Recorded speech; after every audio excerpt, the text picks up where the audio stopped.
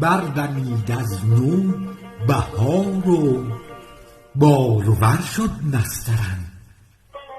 از تحمل بر زمستان شد شکوفا یاسمن.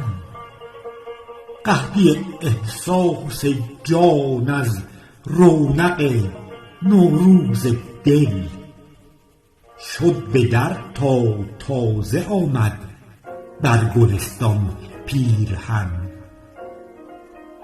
در بهاران از خیال عاشقی نوباوه شد طرز رقص زلف بربادت به اطوار و فتن.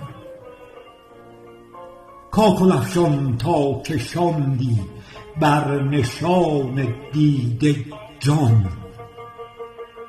بر تماشایت حسد شد بر سر سرو و سمن. چون که شد دل بر چمن چندان چنان چشمم چمان. چون چکاوک در چکامی شد به چه چه جان من.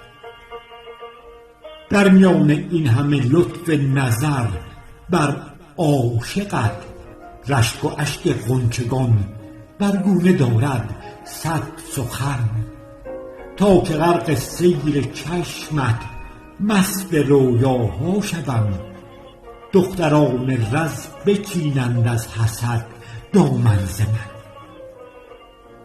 عطر گل بی اعتبار آید به جلب شامه ام در بهاری کز تو پیچد نفحه در دشت و دمن. از شمیمت تا برآری این چنینم کیف دل. طالبم کن بر خیال نوبهار خویشتن.